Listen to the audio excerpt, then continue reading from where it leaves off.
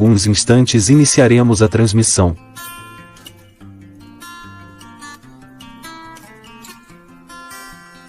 Não esqueça de curtir o vídeo, de se inscrever no canal e ativar as notificações.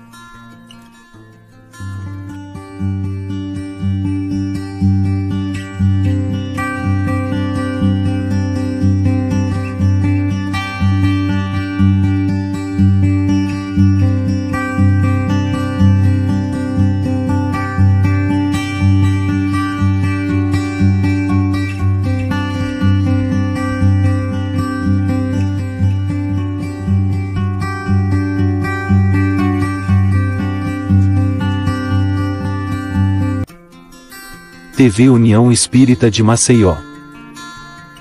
União e Solidariedade. Apresenta.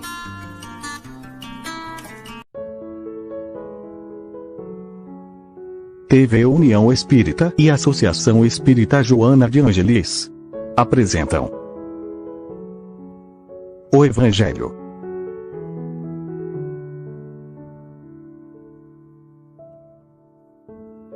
Com Osmar Pires.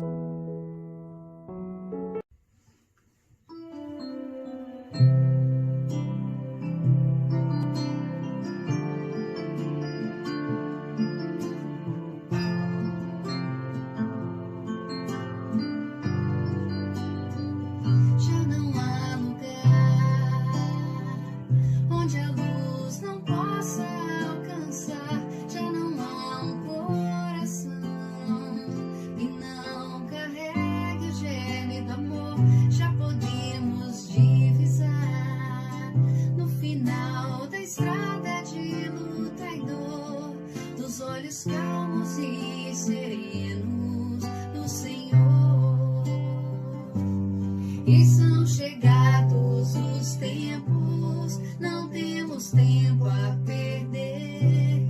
Já foi lançada a semente e há tanta coisa a se fazer, acolher corações, amar é o nosso papel.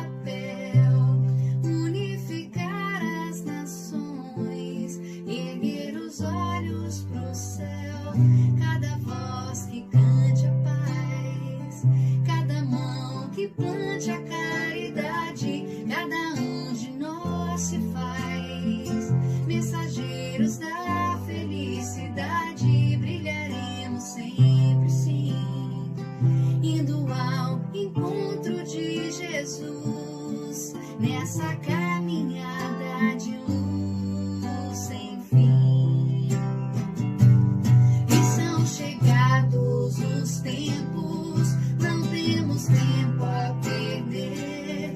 Já foi lançada a semente e há tanta coisa a se fazer, acolher corações, amar é o nosso papel, unificar as nações, erguer os olhos pro céu.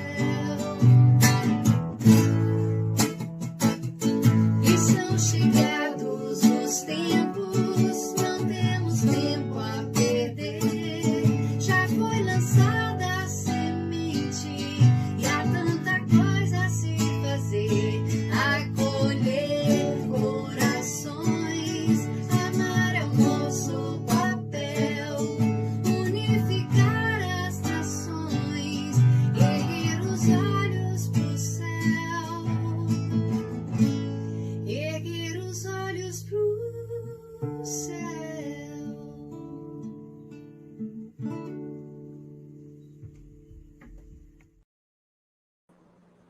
Olá, boa noite a todos. Sejam todos bem-vindos. Mais uma semana, mais uma quinta-feira. E hoje, com muita gratidão, um dia especial, né? Um programa especial, um convidado mais do que especial. Hoje nós temos a gratidão de participar aqui conosco nessa live de quinta, que hoje vai ser gravada, né? Rafael Siqueira, um grande palestrante, um grande ser humano, e que vai contribuir para que essa live seja mais abrilhantada, vai contribuir para que nós consigamos, né, desenvolver aí esses conhecimentos, termos uma aquisição de valores melhores, para a gente colocar em prática na nossa vida, nesse período de turbulência que nós estamos atravessando, cheios de conflitos, né? Muitas vezes nós perdemos o caminho, não conseguimos encontrar nada mais do que uma pessoa que tenha um conhecimento, que possa nos mostrar um caminho, mostrar uma forma diferente de compreender nossos problemas, nossas dificuldades, de buscar os nossos anseios. E hoje temos essa pessoa, em especial o Rafael, no qual nós somos muito gratos, né, por disponibilizar o seu tempo para estar aqui conosco. Como eu disse, hoje vai ser especial essa palestra, quando vocês estiverem vendo, ela estará gravada, então não vai haver assim aquela interação que nós temos toda quinta, né? De conversar, de boa noite, de responder as perguntas, mas de qualquer forma ela vai ser muito importante para cada um de vocês, né? Nós estamos aí juntos já uma jornada há muito tempo, conheço os anseios de quase todos, né? Então, por isso que eu garanto a cada um de vocês, vocês vão ter uma aquisição muito grande de conhecimento, né, nessa palestra. Ela é muito boa, muito importante. Lembrando que meu nome é Osmar Pires, Associação Espírita Joana de Ângeles, né? Toda quinta-feira nós estamos aqui. Os grupos Reflexões Diários, grupos de tratamento espiritual, os grupos de postagem, grupos do Facebook, né? E todos os outros grupos que de alguma forma. Peço a vocês, se puderem, compartilhem nos seus grupos de WhatsApp, de Facebook, tá? Lembrando, né, para que às vezes as pessoas chegam e falam, estou fazendo comentário e não está aparecendo. Hoje a palestra é gravada, vou falar porque quando você estiver assistindo, ela já foi gravada, tá? Mas grato pela participação de todos. As orações e as vibrações continuam da mesma forma.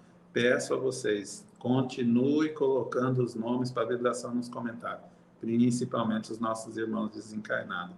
Não vou estar participando nos comentários no dia da apresentação, então eu peço, não deixe de colocar o nome para as orações nas vibrações, que estão sendo sempre feitas, tá? Diariamente.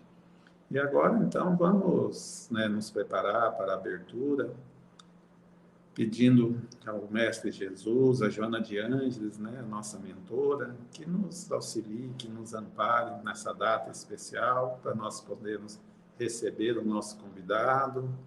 Vamos nos preparar para receber o Rafael, né? Seja bem-vindo aí, Rafael.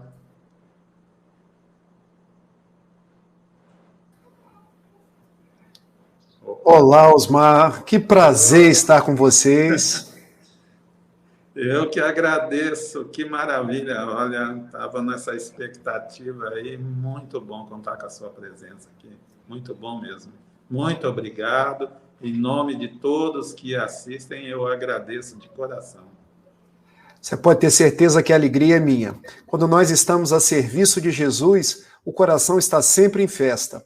A oportunidade de servir, a oportunidade de ser útil, a oportunidade de relembrar as lições de Jesus, que são tão oportunas para os dias atuais. Então eu quero cumprimentar você, quero cumprimentar a todos aqueles que fazem parte do seu canal, de todos aqueles que vão nos ouvir. Gostaria muito que essa interação nossa pudesse ser ao vivo, mas desde já me justifico. Eu estou fazendo um segundo curso universitário para me tornar um melhor espírita. Estou fazendo a faculdade de psicologia, com a qual eu pretendo depois trazer os conhecimentos do mundo a serviço da doutrina espírita. Então, assim que eu terminar a faculdade, a gente vai estar presencialmente, podendo interagir com as pessoas, responder cada boa noite, responder cada pergunta, porque estar com pessoas é aquilo que eu mais gosto. É uma maravilha. A nossa live de quinta, há mais interação do que... Às vezes até a gente perde o foco, talvez ele está falando, é tanto boa noite, tanta interação, tanto pedido de ajuda, que a gente trabalha com muitas pessoas necessitadas, né, com muito atendimento. Então, é uma live assim, de muita interação, é muito importante mesmo esse processo. Mas, como o nosso tempo está correndo, né, vamos, se você quiser falar mais um pouco de você, se você já quiser falar no nosso tema de hoje, plenitude, né, nós estamos à sua disposição aí. Então vamos lá. Eu vou me apresentar, eu sou Rafael de Amorim Siqueira, sou nascido no interior do estado do Rio de Janeiro, numa cidade chamada Itaperuna, mas estou desde 2003 na cidade de Niterói, onde tenho trabalhado na Sociedade Espírita Fraternidade, que é a casa espírita fundada pelo médium e tribuno José Raul Teixeira, onde participo das atividades mediúnicas, das atividades doutrinárias, mas estou sempre à disposição para qualquer serviço que chegar e estiver nas minhas possibilidades. Sou casado com a Gabriele, que é um anjo nos meus dias. Tenho uma filhinha chamada Clara, em homenagem a Clara de Assis. Tenho um cachorrinho chamado Chico, que para mim é como se fosse um filho, porque eu tenho amor à natureza, amor aos animais, amor a tudo que é vivo. Sou formado em Direito, trabalho no Banco do Brasil como advogado, e agora estou fazendo a minha segunda faculdade, que é o curso de Psicologia, porque desde muito jovem, tornei-me espírita aos 18 anos, eu me apaixonei pela obra de Joana de Ângeles, e venho pedindo a ela, minha irmã, quando for possível, permita-me que eu faça o curso de Psicologia. E agora, com 43 anos, eu estou indo aí para o 8º período, se Deus quiser, no ano que vem, eu me formo psicólogo. Então, feito... Com certeza absoluta.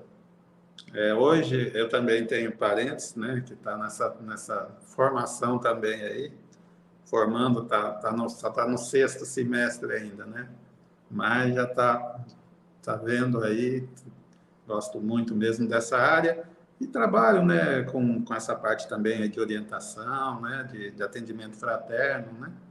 A gente precisa cada um ter um pouco, mas é necessário que busquemos os profissionais da área para poder receber esse atendimento, esse acolhimento, e principalmente esses que têm essa ligação com o espiritismo, que pode ampliar esse campo de visão, né? Porque às vezes não fica restrito a essa parte física, né?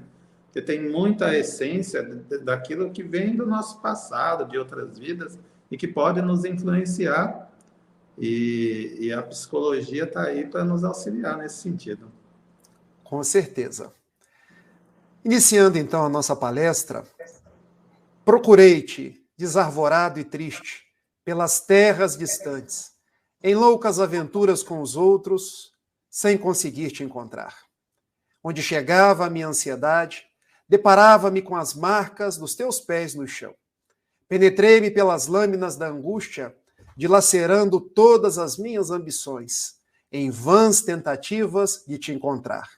Exauri-me, sem resultado feliz, e me detive caído. Defrontei um dia com 2 estrelas, cujo brilho se apagavam nos olhos de uma criança abandonada, e a amei.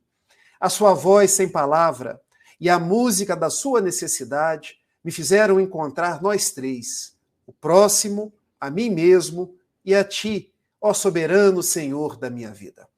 Estes são versos do poeta indiano Rabindranath Tagore, que escreve um livro notável pela psicografia de Divaldo Pereira Franco, livro este intitulado Estesia. E o que na profundidade Rabindranath Tagore quer dizer para a gente?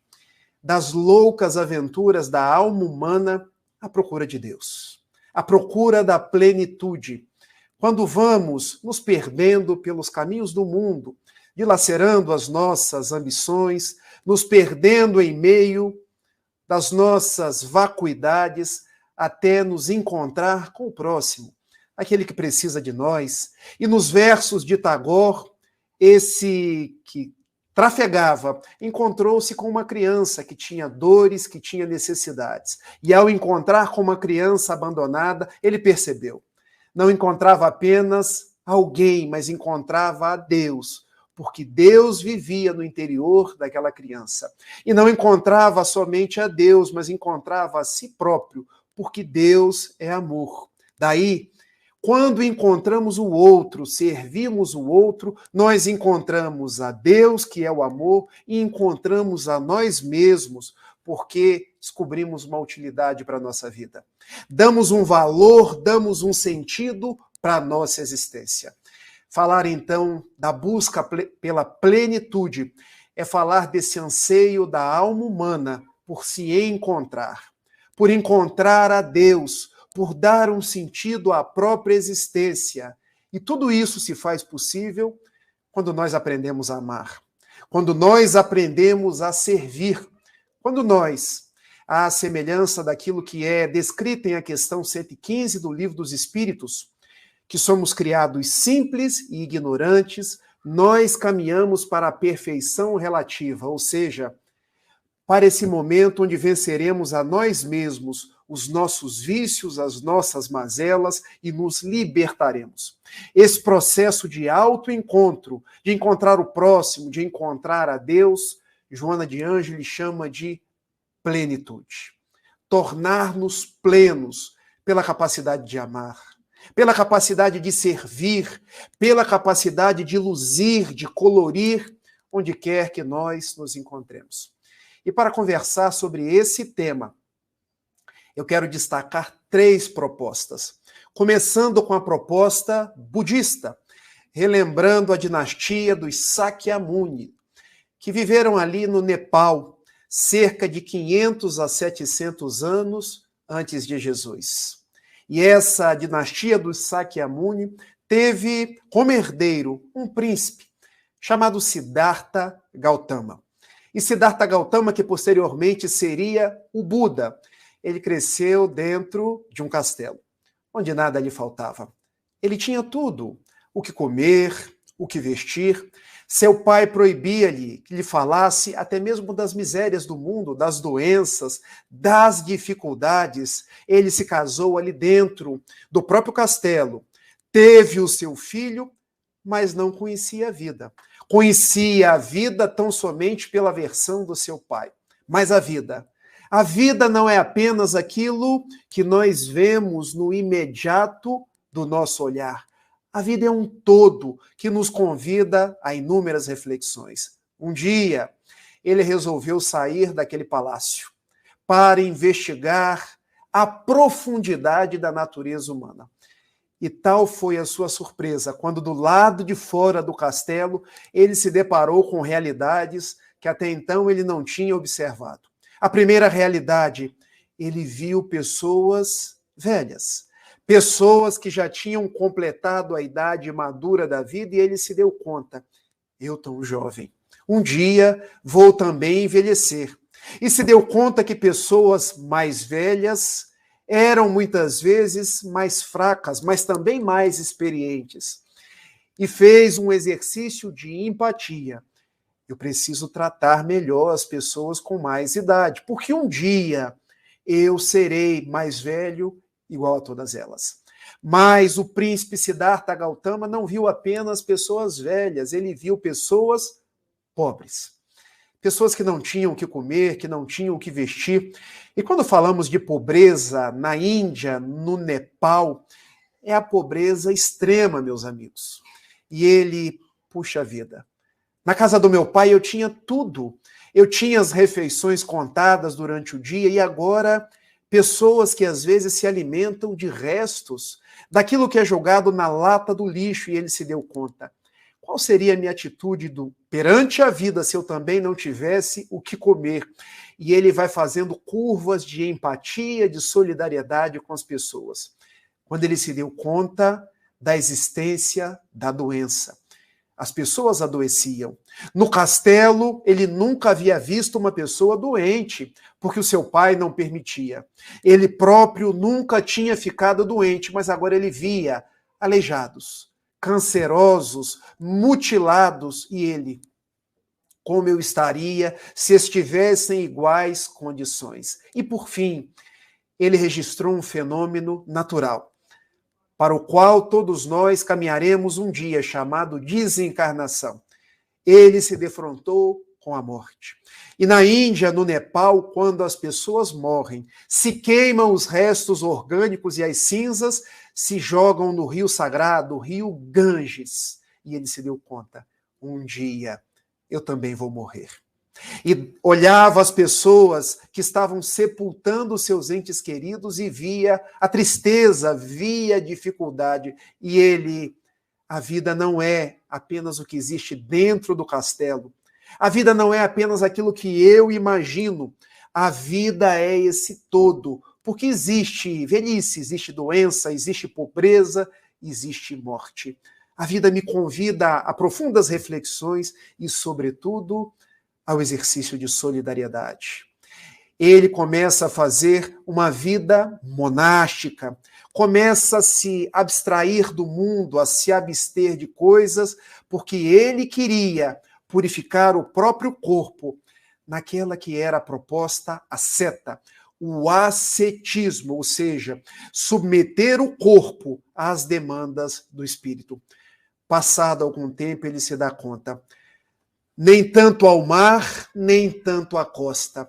Não preciso ser um asceta, alguém que se priva de tudo, nem igualmente ser alguém que me locupleta, alguém que tenho tudo, que caio nos prazeres. E o príncipe Siddhartha Gautama elegeu o caminho do meio, o caminho da moderação. Nós estamos no mundo, precisamos das coisas, mas não podemos deixar que as coisas nos tenham. Ele encontrou um caminho, o caminho da meditação. Pensar na vida, pensar em si mesmo, usar a respiração para poder integrar-se ao cosmos, à espiritualidade. E foi debaixo de uma grande árvore que ele atingiu aquilo que os orientais chamam o nirvana, o estado de plenitude, o estado de purificação. E ele descobriu as 4 nobres verdades. E quais são elas? A primeira: o sofrimento, ele existe. Porque eu próprio me deparei com pessoas que envelhecem, com pessoas que adoecem, com pessoas que morrem, com pessoas que têm doença. Mas ele caminha para uma segunda verdade. O sofrimento existe e ele tem uma causa. A causa dos nossos sofrimentos são as nossas imperfeições. Nós nos distanciamos das leis naturais, daquilo que é a grande harmonia do cosmos, e nós adoecemos. E percebam se o Buda não tem razão. Quando somos muito vaidosos, muito orgulhosos, nós acabamos por adoecer o espírito. Uma imperfeição gera uma aflição. Quando comemos demais, nós adoecemos o estômago, o intestino. Quando usamos o sexo em desvario, nós podemos adoecer pelos excessos da carne. Então, o sofrimento existe, e para esse sofrimento existe uma causa.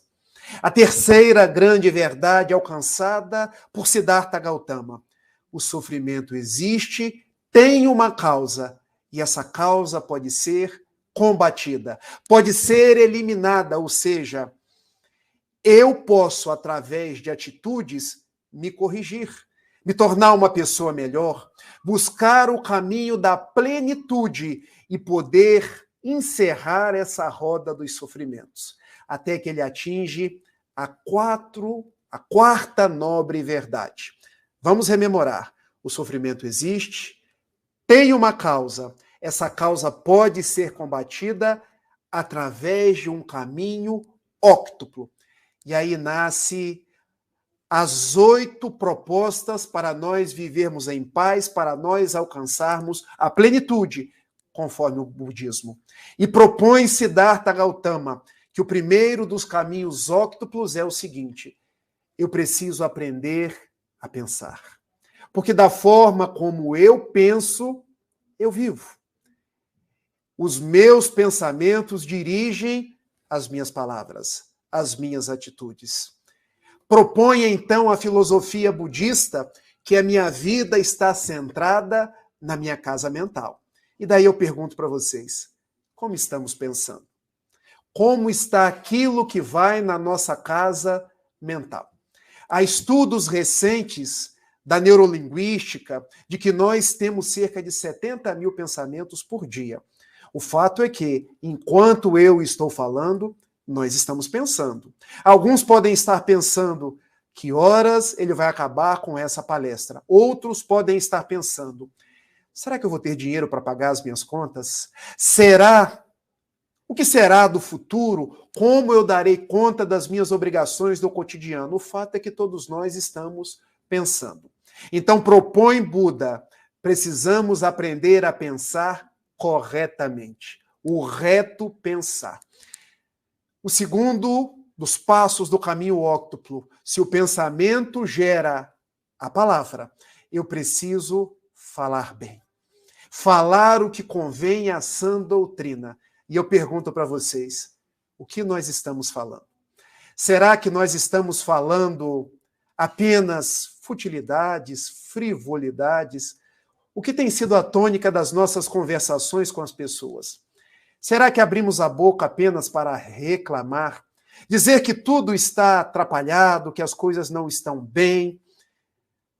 Propõe a Buda falar corretamente, falar de uma forma que engrandeça, falar de uma forma que eu consiga construir propostas melhores para a minha vida, porque da forma como eu falo, é da forma como eu vibro. Terceiro dos caminhos narrados pelo Buda. Eu preciso aprender a ouvir corretamente. E como isso, Rafael?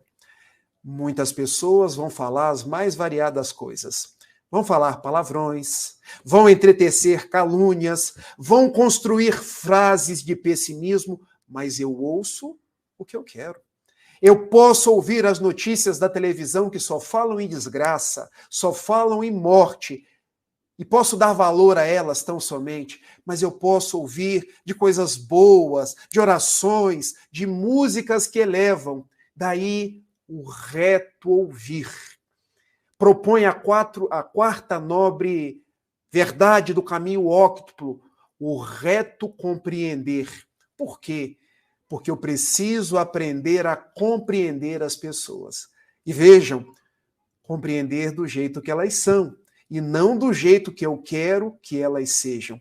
Porque cada um é um propósito.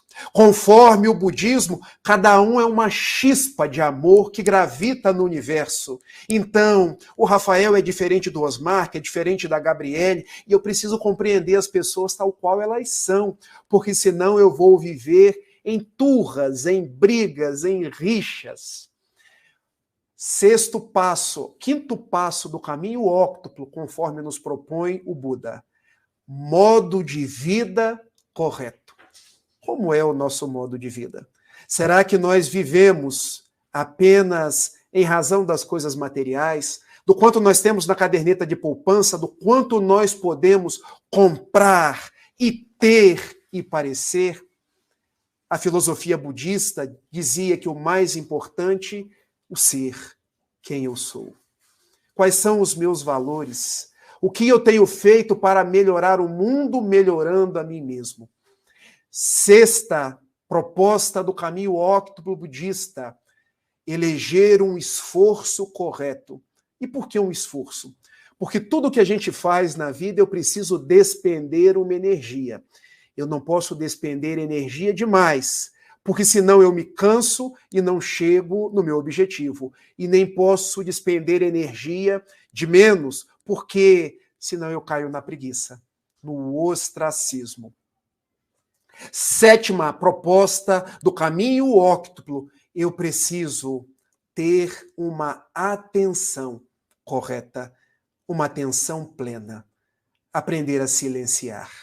Aprender a estar no momento presente, no aqui, no agora.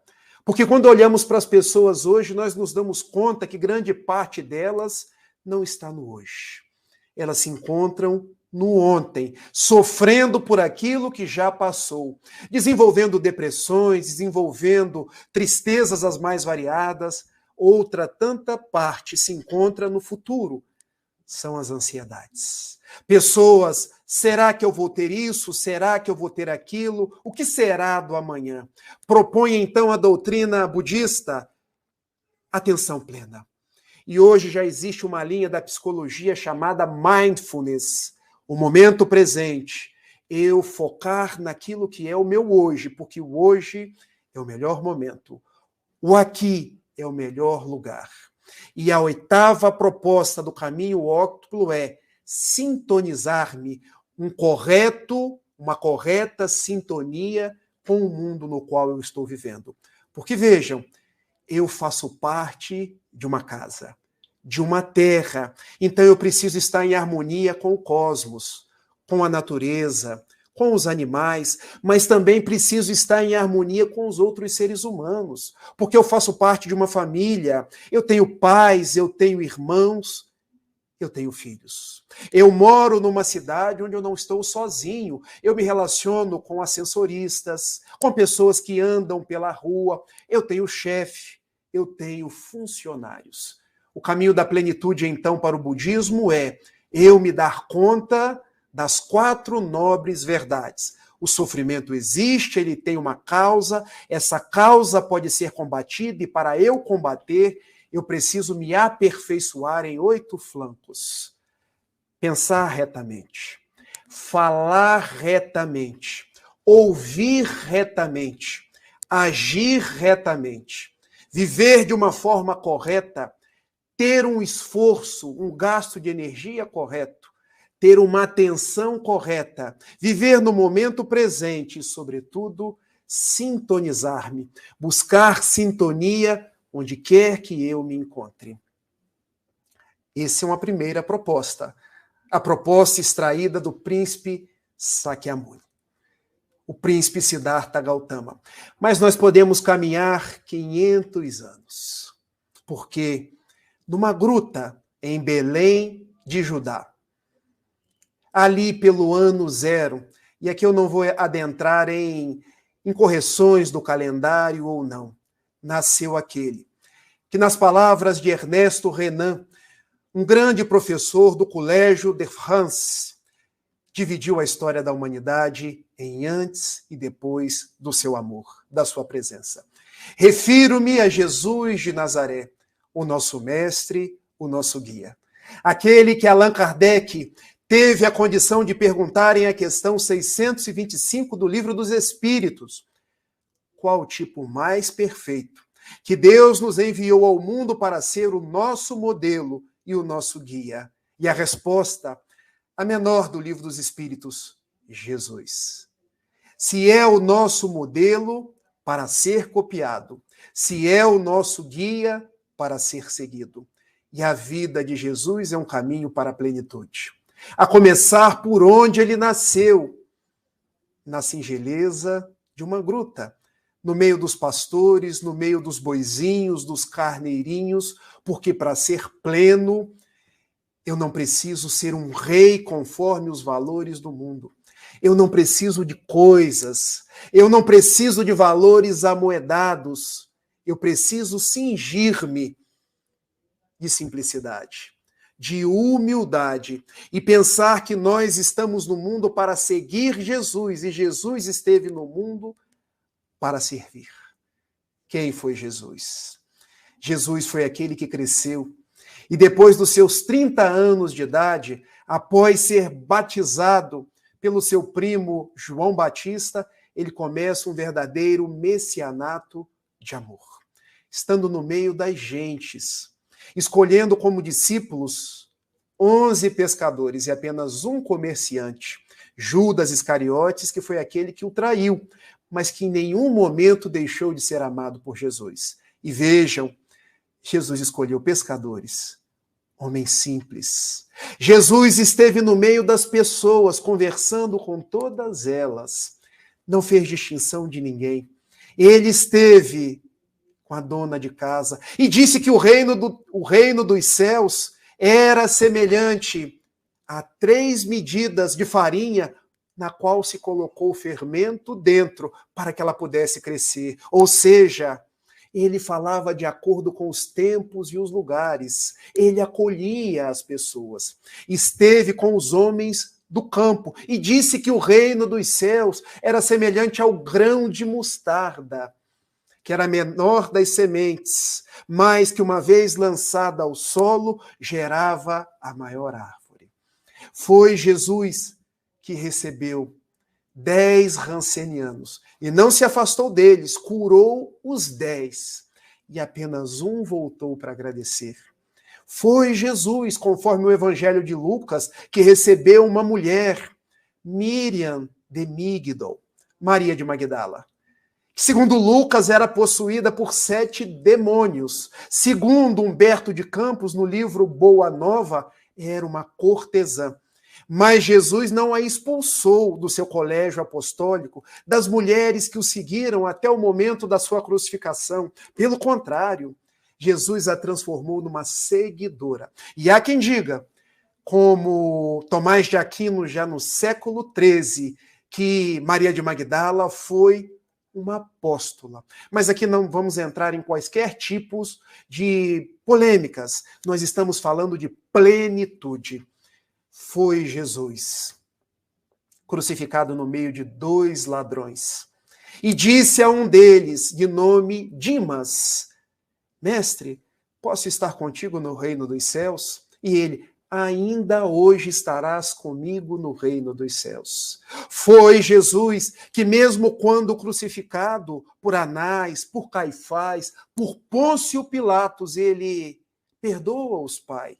Eles não sabem o que fazem.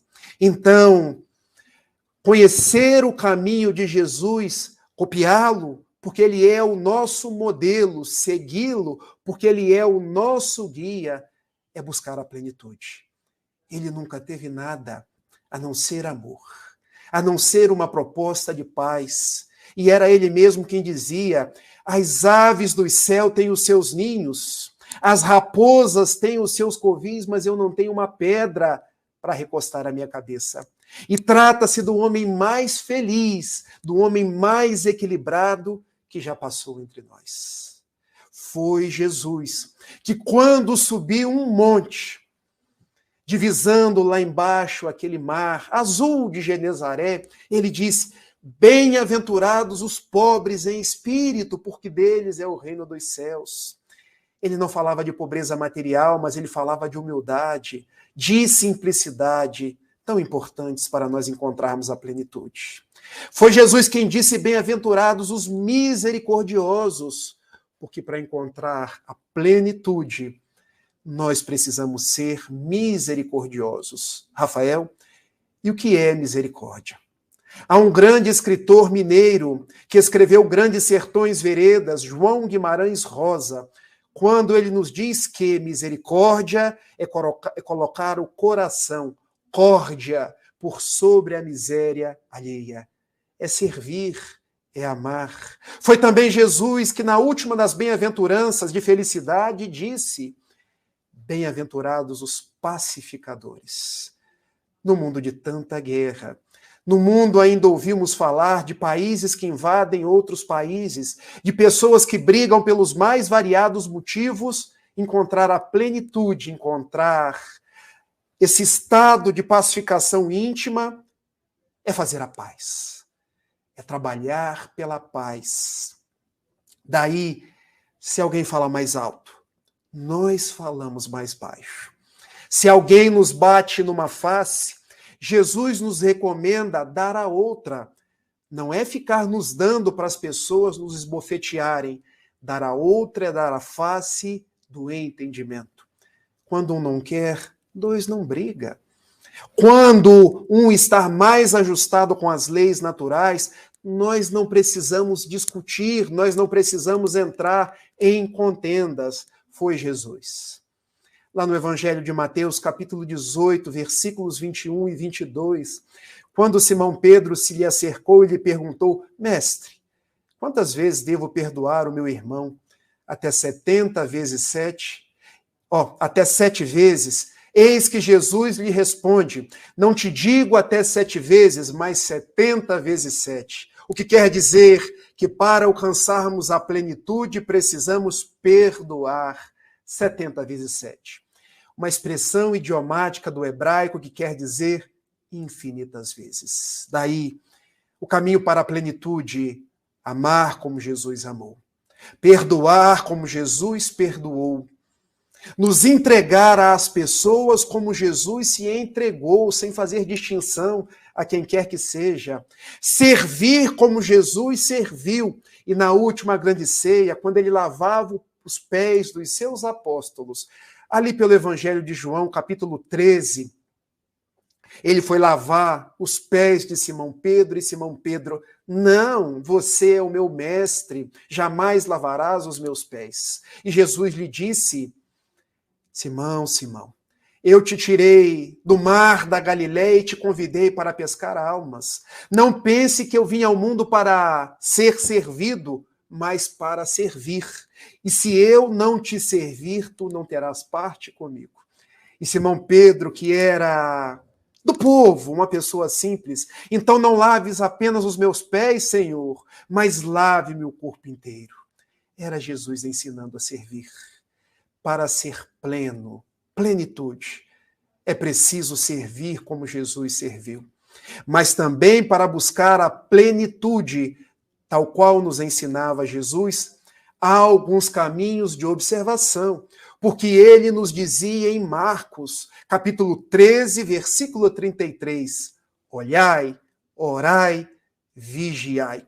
Porque nós muitas vezes andamos pelos caminhos do mundo atirando pedras nas outras pessoas, julgando as outras pessoas. E Jesus nos diz: por que vedes o argueiro no olho das outras pessoas e não vede a trave no vosso? Olha que proposta psicológica. O argueiro, o cisco, e não ver o monturo, o grande nos nossos olhos. É porque nós hoje costumamos apontar dedos para as outras pessoas, julgar as outras pessoas, atacar as outras pessoas, quando Jesus nos pediu amar as outras pessoas e corrigir a nós mesmos. Daí, meus amigos, para que nós possamos ser plenos, nós precisamos fazer esse exercício de deixar de apontar dedos, de deixar de ser violentos, de deixar de agredir. Mas o outro errou, mas o problema não é meu. Cada um vai se acertar com a sua própria consciência, que é onde está escrita a lei de Deus. Nós precisamos nos tornar pessoas melhores. Daí, em a questão 621 do Livro dos Espíritos, nos diz onde está escrita a lei de Deus, e a resposta: na consciência. Foi também Jesus que nos diz: quem quiser vir após mim, que renuncie a si mesmo, que tome a sua cruz e me siga. E eu faço uma pergunta para vocês: quem já é capaz de renunciar? Quem já é capaz de tomar a própria cruz e seguir Jesus? Porque se nós estamos falando de plenitude, nós precisamos falar de amor, de perdão, de transformação moral, mas precisamos falar de renúncias. Porque o mundo vai nos convidar aos mais variados desvarios, aos mais variados despautérios, às mais variadas oportunidades de queda. Mas nós precisamos aprender a renunciar, a saber calar para não brigar, a saber guardar Jesus no íntimo de nós mesmos, porque quando existir a guerra exterior, eu vou me manter em paz. Quando todos estiverem num caminho do equívoco, eu vou procurar estar em paz com a minha consciência.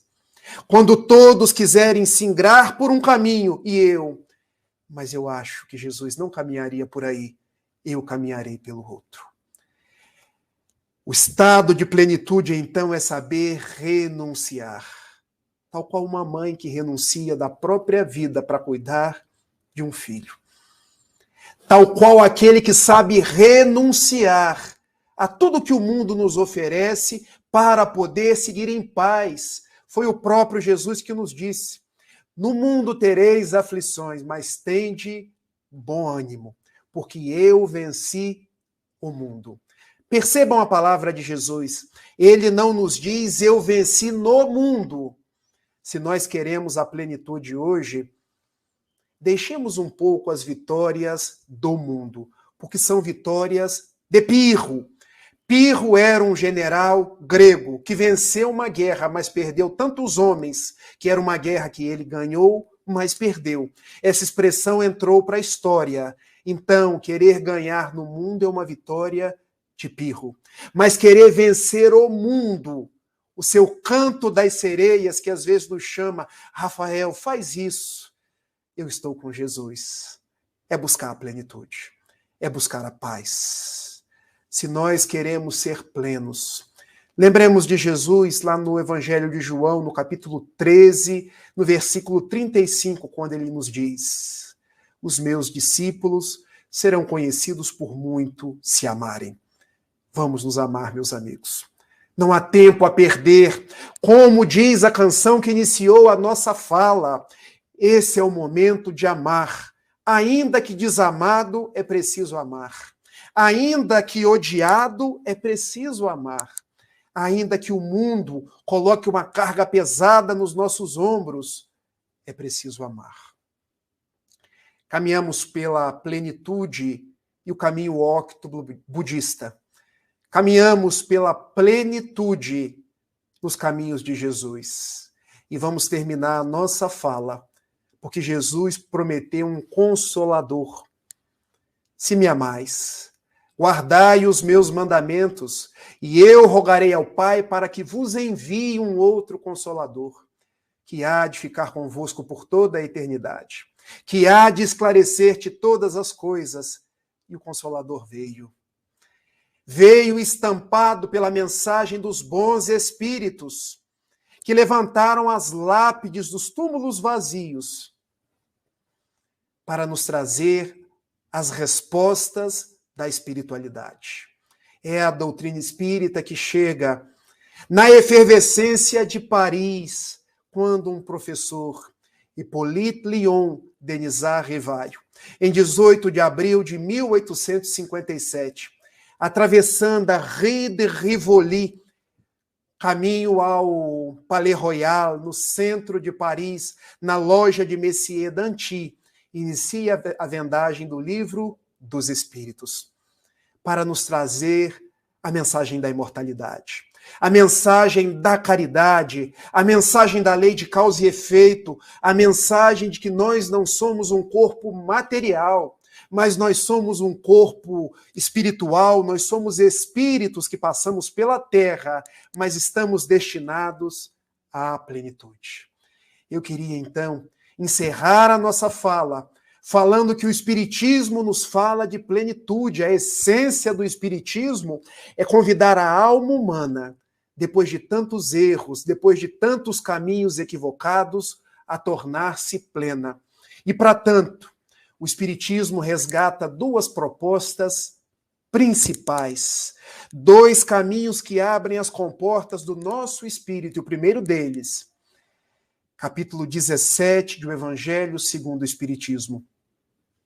Reconhece o verdadeiro espírita pela sua transformação moral e pelos esforços que empreende por domar as suas más tendências, as suas más inclinações.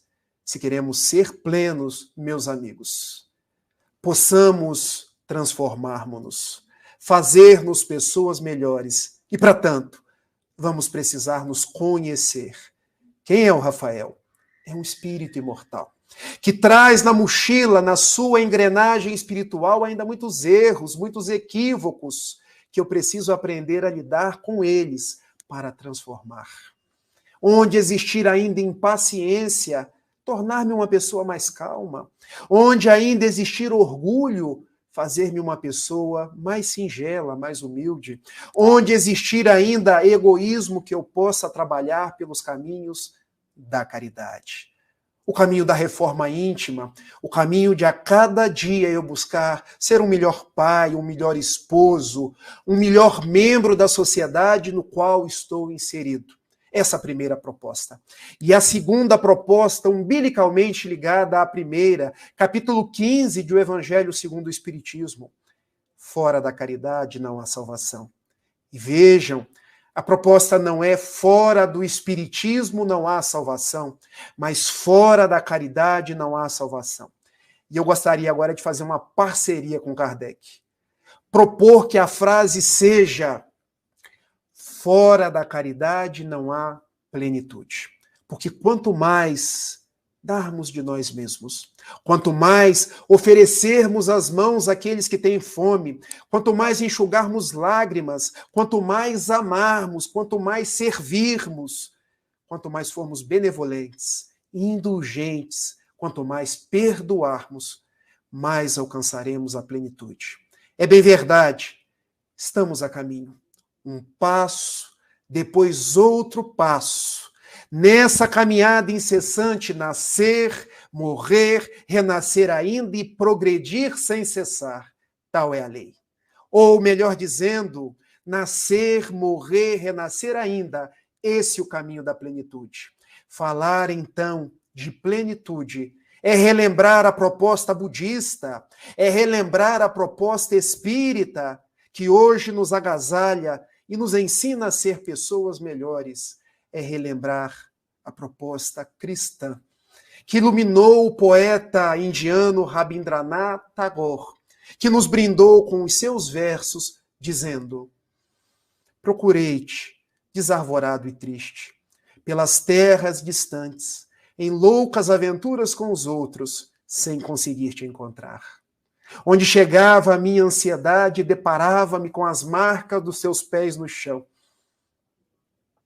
Dilacerei todas as minhas ambições em vãs tentativas de te encontrar. Exauri-me sem resultado feliz e me detive caído. Defrontei um dia com 2 estrelas, cujo brilho se apagavam nos olhos de uma criança abandonada, e a amei. A sua voz sem palavra e a música da sua necessidade me fizeram encontrar nós 3, o próximo, a mim mesmo e a ti, ó soberano Senhor da minha vida. Não me deixe sossobrar uma vez mais pelos caminhos do mundo. Eu te busco, eu quero caminhar contigo, eu quero aprender a amar como você amou, porque o teu evangelho é o caminho da minha plenitude.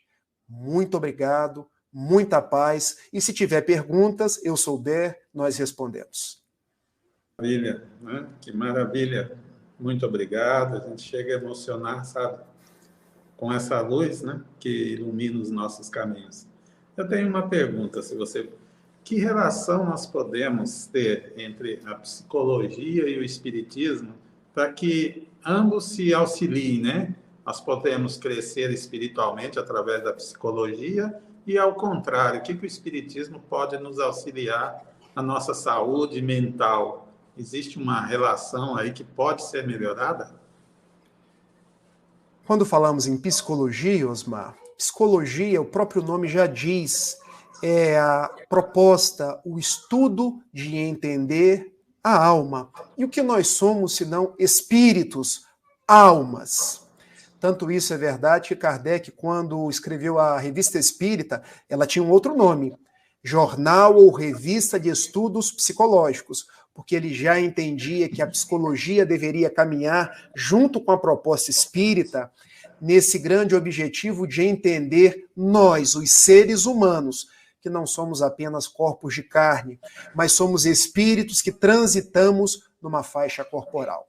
Então, hoje em dia, nós precisamos ter em mente que a psicologia tem grandes contributos para dar ao espiritismo. E o espiritismo tem grandes contributos para dar à psicologia.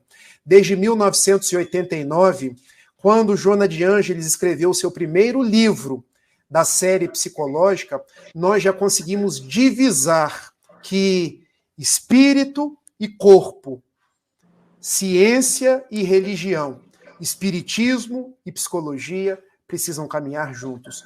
E por quê? Porque eu preciso trabalhar com esse espírito imortal que nós somos. Para tanto o espiritismo. Mas eu preciso igualmente cuidar desses implementos psíquicos, dos meus traumas, das minhas neuroses, de toda uma gama de comportamentos que podem ser ressignificados. Aí entra a psicologia. Quando então conseguimos trabalhar com as duas juntas, ou seja, um profissional que consiga trabalhar com os recursos da terapêutica do mundo, mas que conhece a realidade da alma, aí, como dizem os mineiros, aí é tudo de bom. Isso aí. Verdade, Rafael. Muito obrigado, gratidão, certo? Muita gratidão mesmo por nos iluminar, por nos mostrar um caminho, um direcionamento. Gostaria que, se você pudesse fazer a prece de encerramento para nós, somos muito gratos. Sim.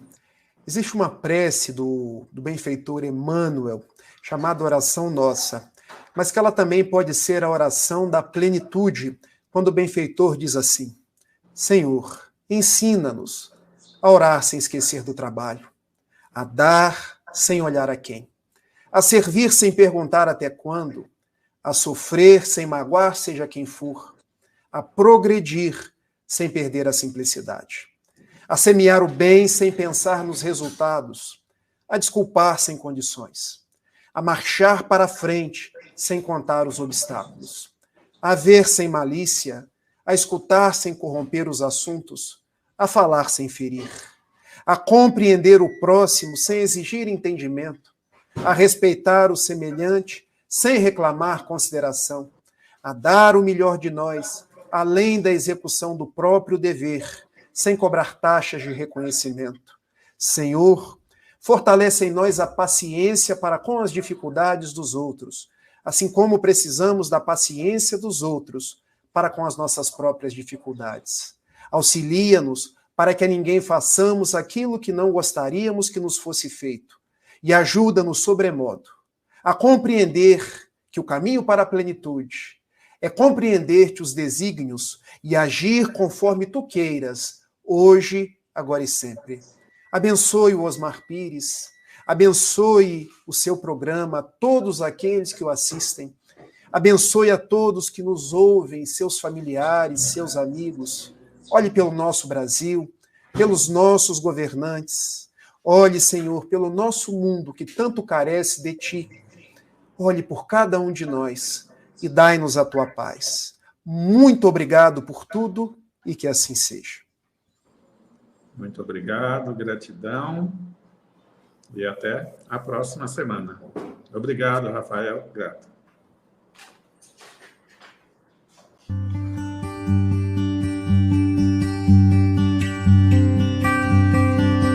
TV União Espírita de Maceió. União e solidariedade.